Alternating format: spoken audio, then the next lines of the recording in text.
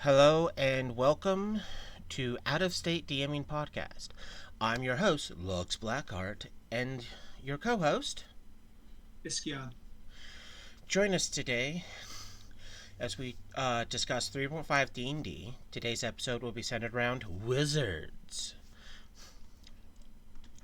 There goes that. They go Zot. Uh, why did it do that? I Sometimes don't my know. computer wants to be silly and just not have the camera uh, working. This would be a you problem. No, it's a everyone problem. No, Uh, no, it's a you problem.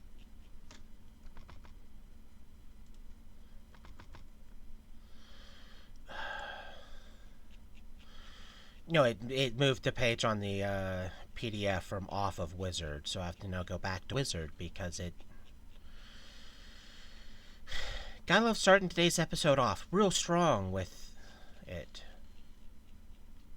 What do you mean it says I'm playing Destiny 2?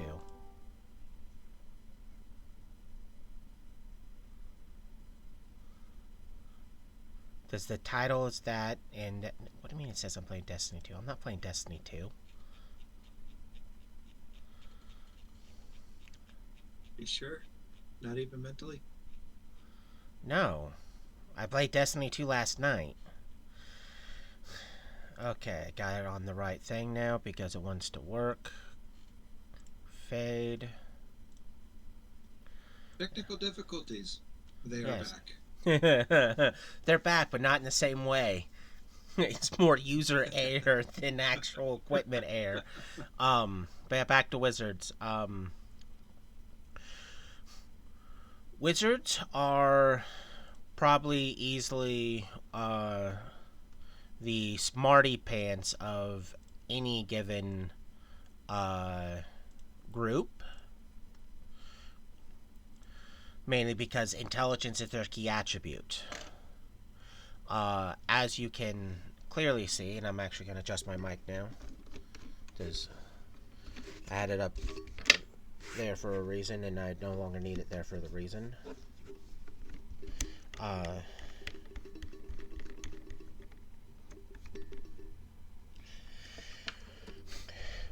but as you can see, they don't get as many spells as the sorcerer, like we discussed previous episode. Uh, Not a very Oh, good attack, poor saves. They do get a familiar and the starting off ability to make scrolls, which is something I hate because it's scroll making is a biatch. it's not that they don't have more spells. They do have more spells. They just can't cast as many Yeah, spells. yeah. Just if we scroll down to specialized schools on where is it on their spell books, it pretty much explains what all spells you get and how you get more.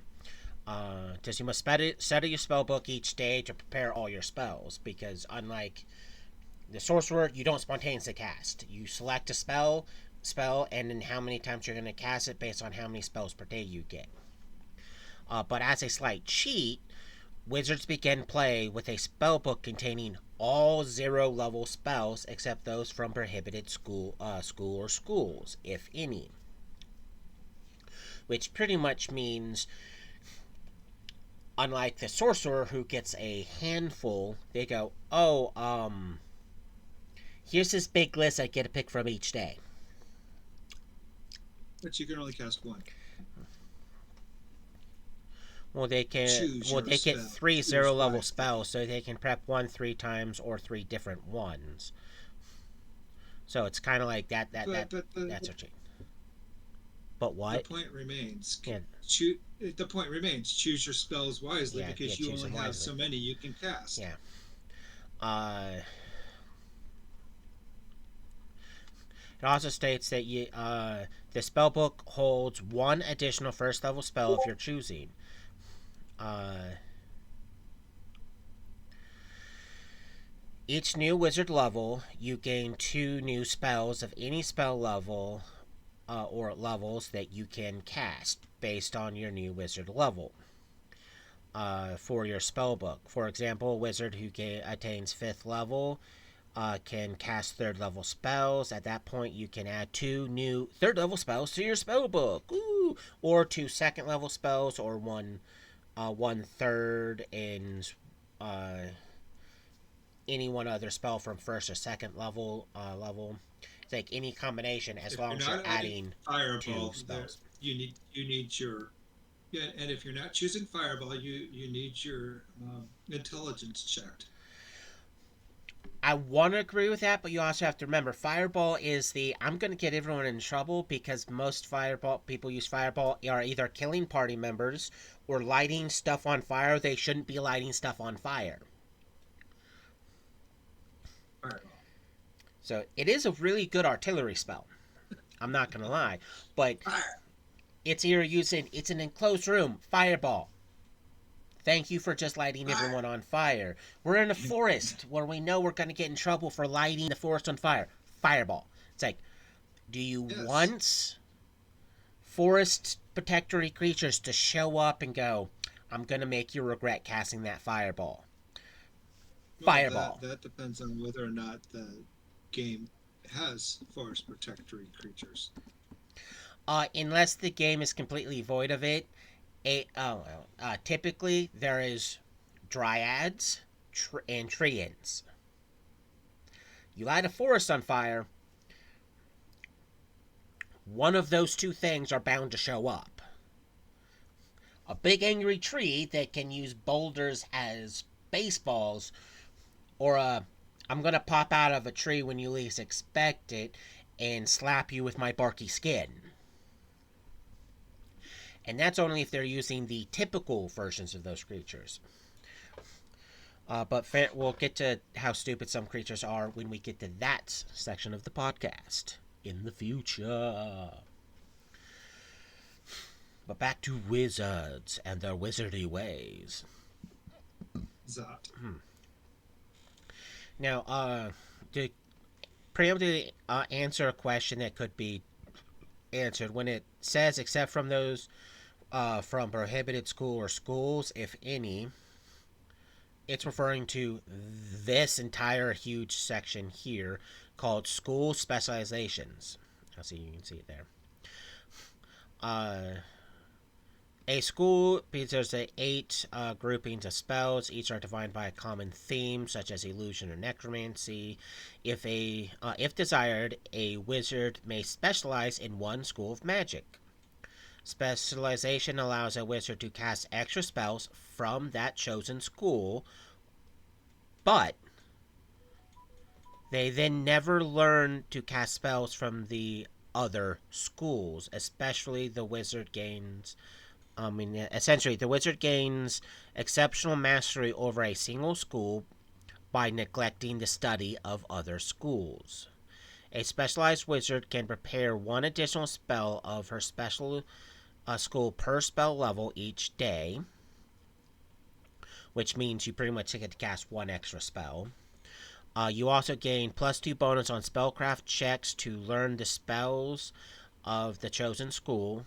See adding spells to the spell book, which is in way later in the book. Uh, the wizard must choose whether to specialize, and if they do so, choose their specialty at first level. At that time, you must also give up 2 other schools of magic, unless these chosen to specify in divination, see below, which become your prohibited schools. For instance, if you choose conjuration, you must decide to give up enchantments and necromancy, or evocation and transmutation. A wizard can never give up divination to fulfill this requirement, which means any divination spells you're stuck with. You can't look at that school and give it the finger.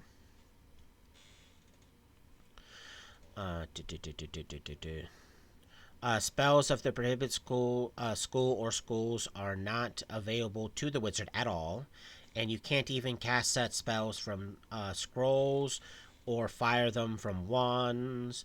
You may not charge either their special Yeah, you cannot change your specialty or prohibit schools at any point. So once it's locked in, it's locked in. Uh, it does go into what the other schools are, and what the schools are: adjuration, conjuration, divination, enchantment, evocation, illusion, necromancy, and transmutation. This spells that do not fall into any of these categories are called universal spells, which is, as you can see there in some of the text, universal is not a school, but a category for spells that all wizards can learn. A wizard cannot select universal as a specialty school or as a prohibited school. Only a limited number of spells fall into this category. But as you can see from the different schools, it gives you somewhat a gist of what each one does, like adjuration, spells that protect, block, or banish. An adjurer specialist, well, abjuration specialist is called a adjurer. So it's like everyone is. So if you specialize in it, it's kind of like you get a title. Conjuration, people who specialize in conjuration are conjurers. Uh, People who do enchantment are enchanters. Necromancy are called necromancers. So if a wizard is calling himself by one of those titles, it tells you what school he specializes in. So you know what to expect from that person because a large chunk of their spells are probably going to be from there. With a minimum of at least one, because it says you can prep one spell of that school per day per spell level. Which, if you're probably wondering why that's a big deal, it's because if we go to here, like for instance, you can only cast, not counting intelligence, you can only cast 3 0 level spells and one first level spell.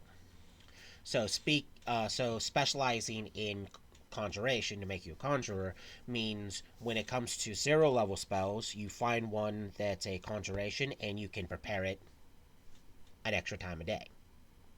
If you pick So a what's an evocation specialist called? Because it's not evocator. let me go down to specialized school. Evoker. Evocation Evoker. is, and they're evokers.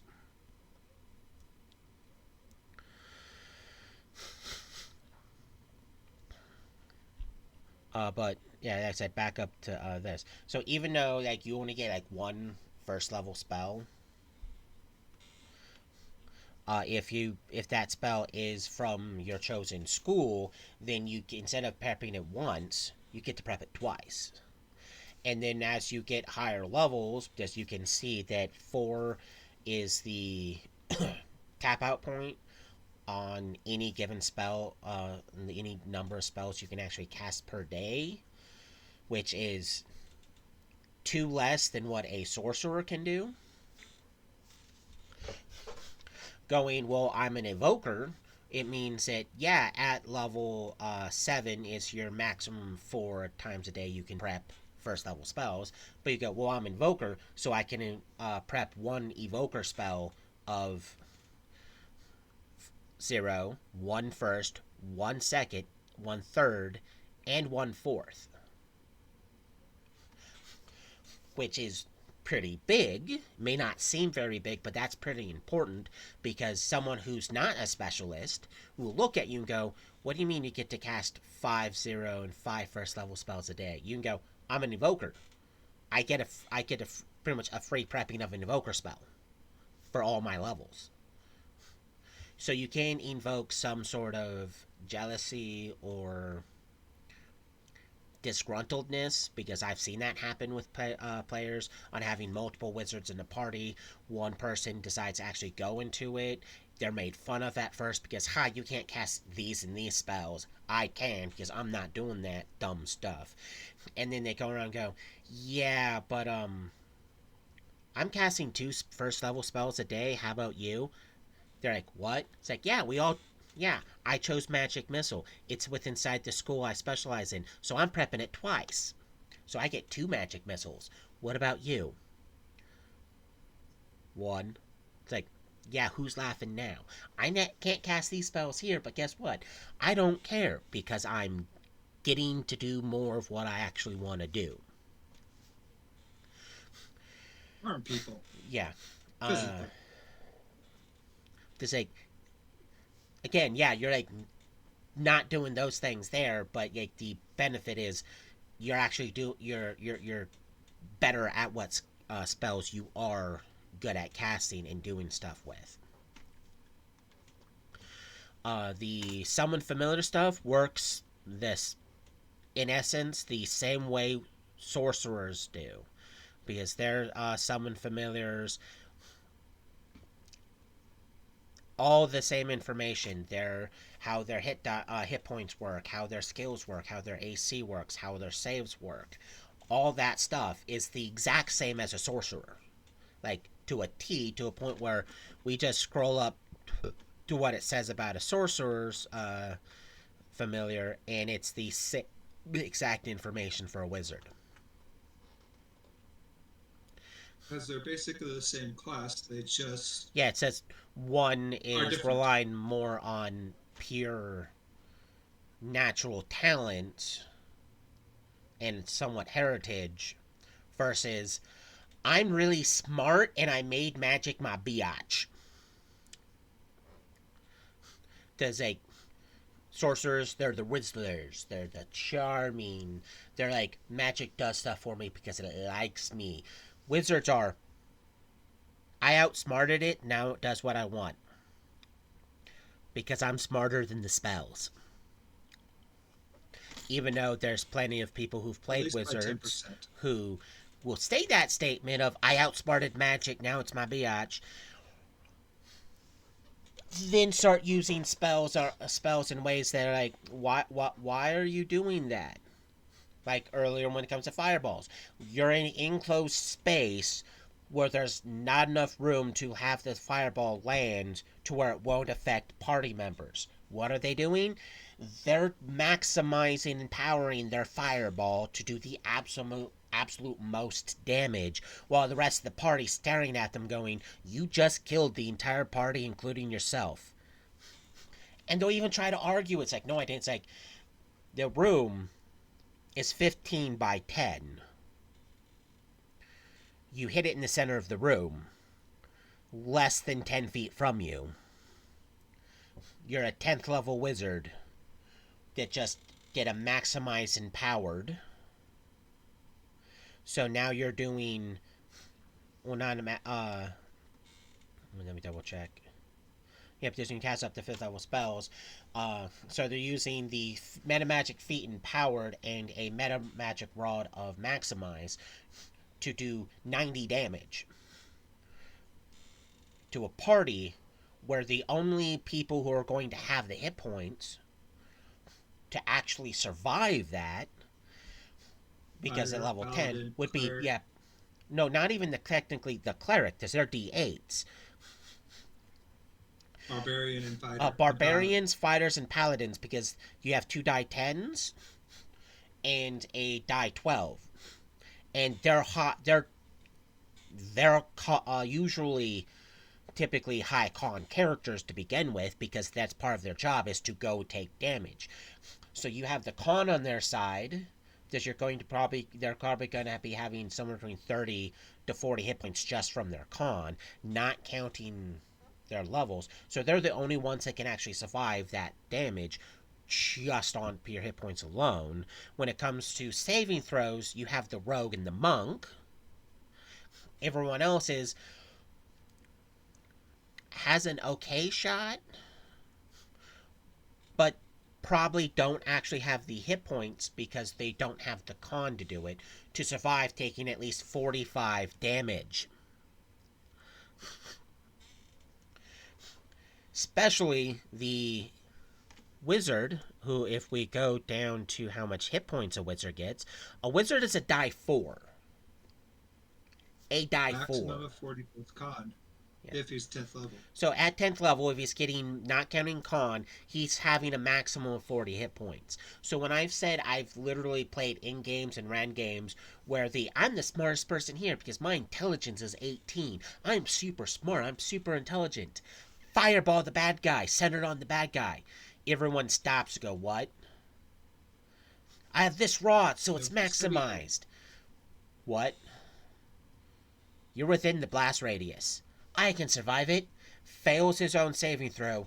Dies because he just put himself negative beyond -10 because he did a maximized fireball. So it's like you just nobody says that they were wise. yeah, it's like yeah. There's a difference between being smart and having common sense. Intelligence means you know lots of things, you learn lots of things. Wisdom is knowing how to properly actually use them, like dropping a fireball in a way so that way you don't hit party members. Light random things on fire. Sometimes players need to learn the hard way that an, knowing where to put it is different than just wanting to do raw damage. Because fireball is a party killer, especially because a lot of players out there don't take the appropriate meta magic feats to minimize damage to parties. They don't do their best to prep a bunch of like endure element spells or energy resistance or absorb energy spells, so that way the party takes less damage from their fireball. Uh, they also don't take the appropriate feat known as selective. Because what that does is when you cast an AoE spell, you get to pick what actually is being affected by the spell, or what's not being affected. With the own inclusion of, if you're unaware of the creatures there, you cannot purposely, intentionally include or exclude them because you don't know they're there. So invisible targets, they're being affected normally, but targets you can actually see, you can go, oh, I'm gonna have everyone in the party not be affected by this fireball.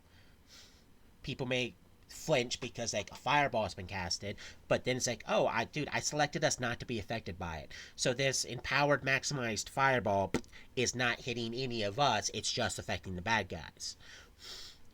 But that being said, Fireball is still a fun spell. Well, it's still a fun spell. It can be a hilarious spell, mainly because you can lob it from ridiculously large amounts away. So it's one of those spells that if you know where the bad guy is from hundreds of feet away, you can go, oh, he's hiding in that castle over there that's 600 feet away. Let's see, 200, I need at least an extra 200 feet there. It's 40 feet per level added to the range. I'm level 10, so my range is 800 feet. So yeah, he's within range of me dropping a fireball at the window. So now, right at the window, a fireball goes off, which screws up the window and possibly lights part of the building on fire. And it's like, I'm 600 feet away. Unless he's slobbing spells at me, I'm just going to sit here and just be an artillery police and light the building on fire from safely being 600 feet away. And that's not if you're including the enlarged meta magic feat that doubles how far away you can be, because it doubles the range you can in, or widen that doubles the AoE effect. So instead of being a 20 radius fireball, it's now a 40-foot radius fireball. Well, you're casting Fireball until you run out of Yeah, however many times you've yeah. propped Fireball. Yeah, and depending on how you have it prepped with meta magic feats, because that's technically another cheat to get more fireballs, is if you meta magic feats does raise the level of it, so you can have just a normal level 3 fireball, and then it's like, well, I have access to this meta magic feat and this level of spell, so I'm going to prep it here with that. I also have access to this, so I'm going to have this spell. I have access, well, this meta magic feat. I also have access to this level, so I'm going to use this and this to prep it like this. So you can actually end up getting a lots of fireballs, and each one works slightly different than the other one. And that's not including rods, which you can only, even though you can only use one rod at a time, it still does a lot of work. Uh, And one of my favorite magical items for wizards, well, more so for wizards than sorcerers, are the Pearls of Power. Because it lets you recast a spell you've cast that day of a level equaling to the Pearl of Power. So a Pearl of Power 1 lets you recast a first level spell you cast that day. And it's a reusable So, item because it resets every single day. So so does like a this mean wiz, that we've gone through everything that there is to go through of a wizard? I'm gonna slap you. I'm just curious because you're going off of Pearls of Powers, and I thought magic items was its own section. Well, it is, but I was just like, inferring that there is ways to make you have more spell options, better spell options through it. I hate you sometimes. Ah, Not my fault, you this ramble. this section right here is the section that I've known pissed off a lot of players. Their skills. The amount of people that have complained about the lack of skills and the lack of skill points for an intelligence-based class. Yes, it's kind of stupid, but there Uh, you go. Concentration, any craft, decipher scripts, all knowledges taken individually, any profession, and spellcraft. So if you add in the fact that they get access to crafts, which multiple classes do, they get access to all the knowledges, and technically speaking, all of the professions that make sense.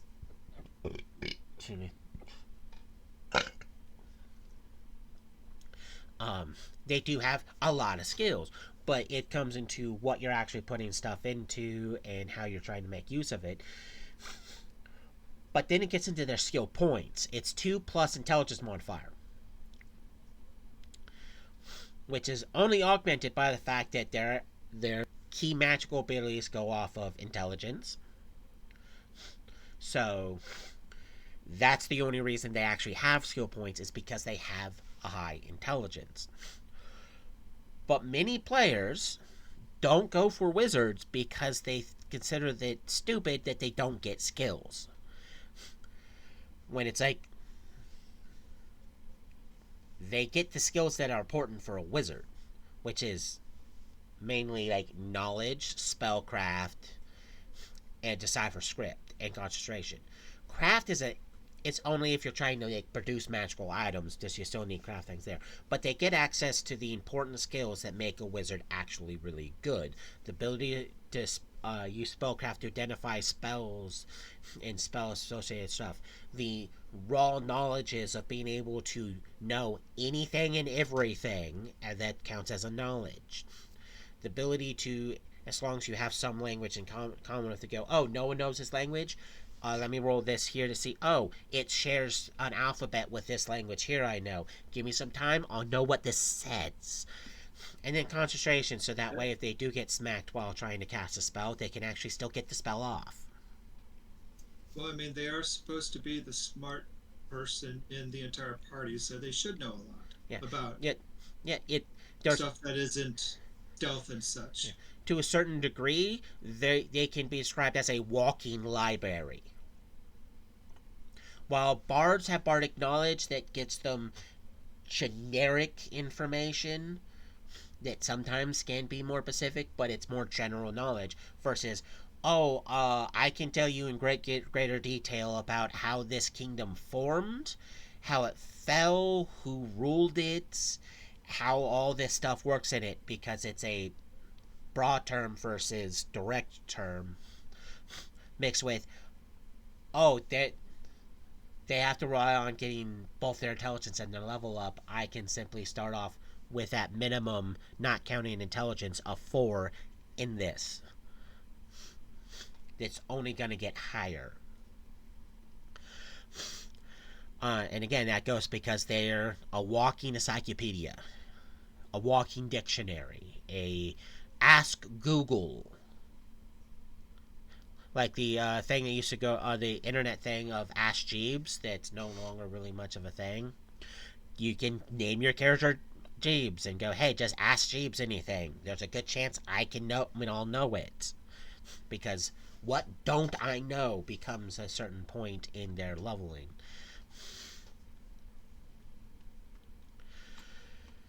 Yeah, it's like intelligence is key. Bonus languages. A wizard may substitute Draconic for one of the bonus languages available for the character uh, of their race. Many ancient tomes of magic are written in Draconic, and apprentice wizards often learn it as part of their studies. So it's one of those things that no matter what your race is, if you're a wizard, Draconic definitely most likely is going to be a language you know, because like 90% of all magical BS in writing is in Draconic. Scribe Scroll, they get that as a first level bonus feat. I'm going to tell you right now, item creation feats sound good, but they cost time, money, and XP. So you can actually put yourself in XP deficit trying to make magical items. It may sound like a get rich quick scheme. It may sound really neat because you can just start making scrolls. But that XP drain is. When I say many players have gone, I want to make a bunch of scrolls for the party, and they've sat in a city waiting for those scrolls to be done just so the wizard can go into deficit and take longer to have anything because they're not going to be leveling up with everyone else because they have to re-catch up just so a bunch of scrolls he made can be arguably sold off because the party never uses them despite the fact he spent XP to create them. Not to mention the fact that when you go into XP deficit, you get a -1 on all skill rolls, a -1 on all attack rolls, and you immediately lose 5 hit points. When I say this, I say this in all don't be stupid.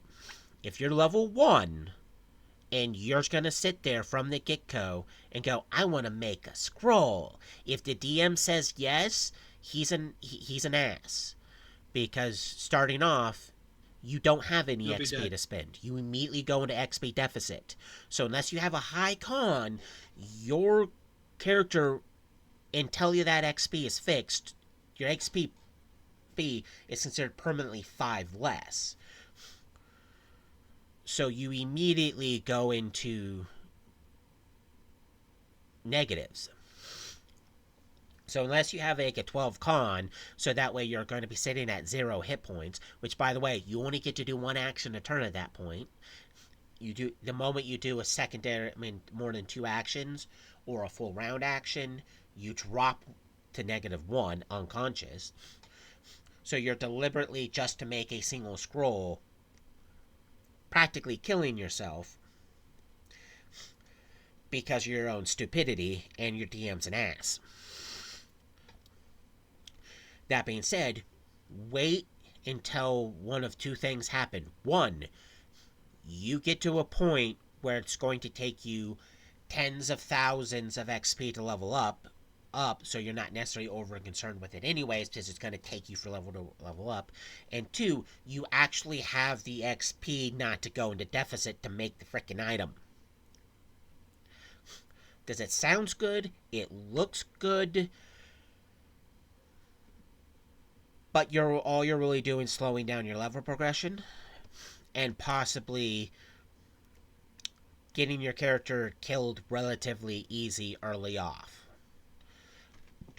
So, my recommendation, don't do it. Uh, but moving on to slightly more positive things. Bonus feats at Besides, don't do 5th. it. Yeah, besides don't do it. Um, at 5th, 10th, 9th, well, 5th, 9th, at 5th, 10th, 15th, and 20th level, you get a bonus feat. You can choose a meta magic feat, an item creation feat, or a or the feat spell mastery. You must still meet all the prerequisites for that feat, including caster level minimums, and you get these in addition to whatever else you get.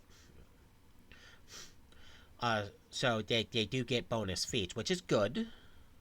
My recommendation is So, just go for meta magic feats that just help you out stuff there. There's meta magic and if you're feats. playing a wizard, don't get jealous of the fighter who's getting feats after feats after feat. Their No, no, job is yeah, to keep you alive for your squishy. yeah. There's the fighter's getting those specifically because he needs those feats to better keep you alive. Because a fighter's part of a fighter's main goal while they're going to melee or ranged is to make sure any creature that attempts to get to that wizard dies a painful, horrible death. Because that wizard, it's important because of wizard shenanigans. If the wizard dies, there's no wizard shenanigans. Mass damage spells, direct damage spells, teleportations, any spells that make getting through a dungeon or a castle or something easier go away because the wizard's dead. And you know how hard it is to find another wizard to replace the one you just lost? No, do you know how hard it Don't is do to it. find to replace a competent wizard? Competent, yes. Because it's Competent is a good getting word. a new wizard's one thing. Getting a competent wizard is an entirely different beast in itself. Uh, and that goes into knowing who's playing the wizard. Because if you look at some people and go, "Oh, I know this person's going to play this class really, really well." Wizard's one of those classes that I know some people are going to be good at being a wizard, but I wouldn't say competent. Simply because they're Look at going to me. pick spells and do certain things that they can slow down the campaign, hinder the campaign, kill party members, or they're just doing it because they find it funny. Because That sounds like people I play with on a regular yeah, basis. yeah. So it's like the competency at first can look like it's there, but disappear immediately. Like casting wall of fire to try to trap a bad guy that you know can simply change form into an aerial creature and fly away. Or casting it to attempts to protect the party, completely and totally ignoring the fact that the monster has the ability to fight and a 15-foot reach. Casting burning hands on a building that can catch fire with the party still inside it. Casting burning hands on the side of a ship, knowing that you're going to catch at minimum the Jacob's ladder on fire and possibly part of the ship.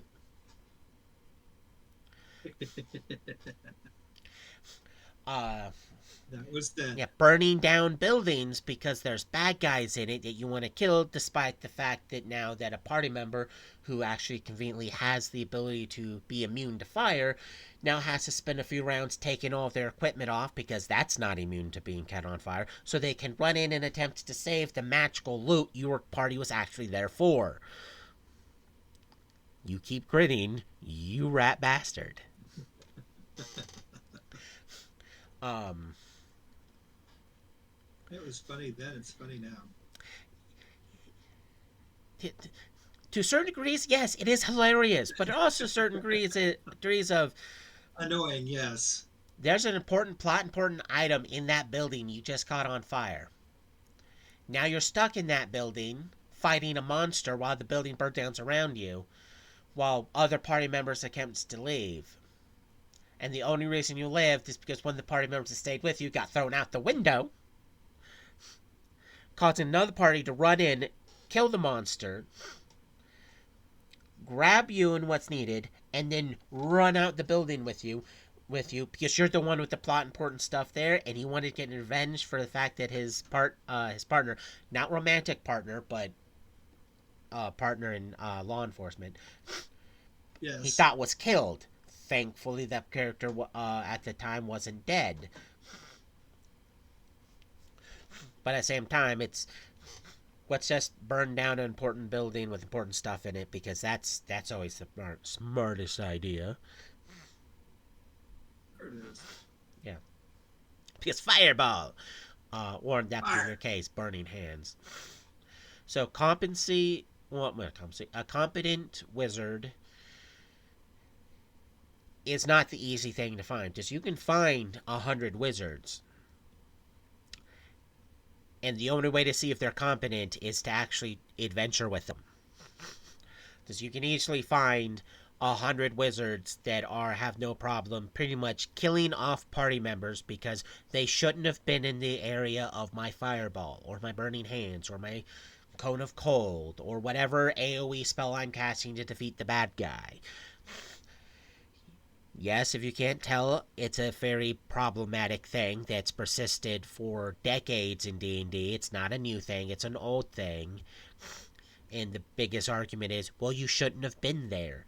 As you're talking to the melee-based party with everything they need to do to kill a party and kill a creature in melee. But to do a brief recap of the wizard, yes, they don't get as many spells per day. But yes, they get to learn more spells and keep more spells than a sorcerer. Their hit points are garbage. Skills, some people consider garbage, but they're what you're needed. The familiar, same as the sorcerer. Don't do the scribe scrolls because that can detriment your character.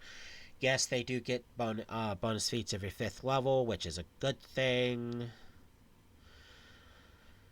One thing you haven't said though is that if the spell book is destroyed or Oh stolen, the yeah, wizard is you're boned. screwed a lot because that's the spell book is the only way that you get to refresh or Yeah, if memorize you any lose your different spells. yeah, if you lose your spell book, you lose all your spells because And then that you become is your worthless. lifeline to spells. So at any particular point, you go, I go to prep my spells. You can't find your spell book. Your character just became useless because you need that spell book. That being said, you can technically have multiple spell books.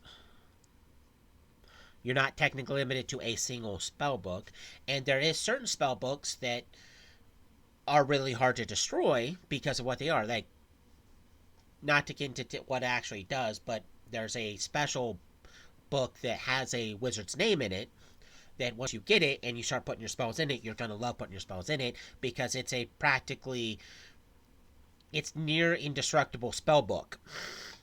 Because like you can Yeah, it's literally Dr. like throw it in Rehab. the fireplace, come back the next day, and it's going to be barely charred because it's going to look at fire and go, "You're not hot enough to burn me." You pretty much have Back to to the like recap. throw it in lava or like leave it for a couple hours in the elemental plane of fire or something like that to actually have it burn because it's that good. So don't lose your spell book. Uh, because your spell book, it's your lifeline, it's your key, it's a thing you need. Don't be stupid with it. I think I just said that. Yeah. Well, I'm also recapping it. You monkey. That being said, that pretty much covers everything for wizards. So thank you for watching. Join us next week as we discuss multiclassing and how that works. Remember to Okay, like, but now let's quickly pass. yeah, multipass. I'll remember to like and subscribe, and we'll see you next week.